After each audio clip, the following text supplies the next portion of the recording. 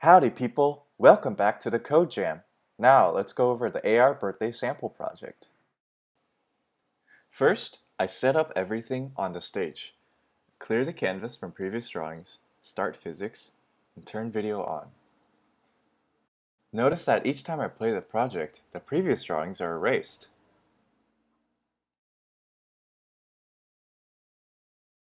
I built my project so that when you press X, you can clear the screen of confetti. This lets you keep juggling cupcakes longer without getting messy.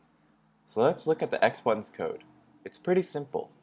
It sets active to false so it's not affected by physics, and then if the button detects motion on itself, it clears the screen. This cupcake actor is just a dummy. It only exists to create a random number of clones. As for the clones, they have the actual code in them. Because cupcake clones will bounce around the screen, I'm going to set some physics properties. I add some damping values to slow down the clone's speed, and I use a lower restitution value to reduce bouncing. Then I randomize appearance, the size in the costume, and position. And finally, detect video motion. If video motion on this actor is greater than 30, clone the coin actor and shoot this cupcake clone in the direction the video is moving under it.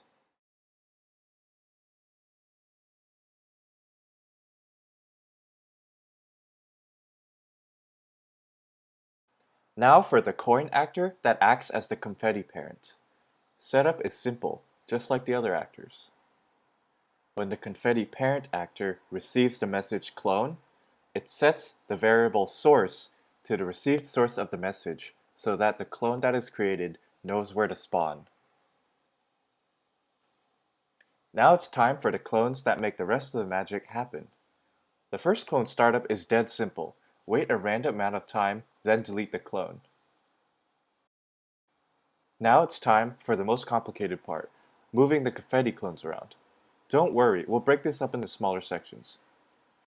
First, we show the actor, but set its ghost effect to 99. Then we move it into position. We want to show the actor, but keep it invisible because hidden actors don't interact with physics, but we want the confetti to follow a physical trajectory and to be able to be launched. Also, we want to draw the confetti using the pen and not its actor costume. Then, set the actor's physics properties. Set the restitution, or bounciness, to a random number and also apply a random impulse, so that each confetti particle appears to move differently. Next, set the actor's pen properties, so each confetti particle draws differently. There are two types of particles, sprinkles and dots.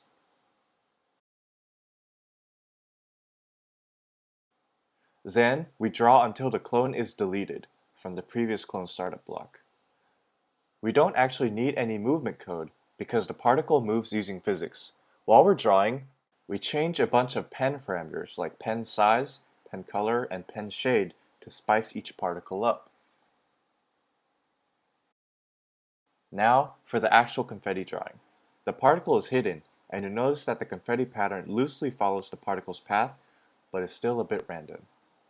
This is because I'm not using the pen down block, but instead the draw line block, so I can draw confetti randomly around where the particle is moving. In the draw dots function, I choose a point randomly within confetti length away from the particle's current position and draw a line to itself from the same point to the same point, which is just a dot. This way, we can draw at a different location without having to move the particle to that location and use the pen down block. You'll notice that I'm storing random values in a couple of variables because each time the random function is called, it generates a new random value. This way I can generate one pair of random values instead of two pairs. For the sprinkles, I choose two pairs of points randomly within confetti length away from the particle's current position. Note this time we're calling random for each pair of x and y coordinates instead of calling it only once and storing it. This way we can draw a line between two random points, like a sprinkle.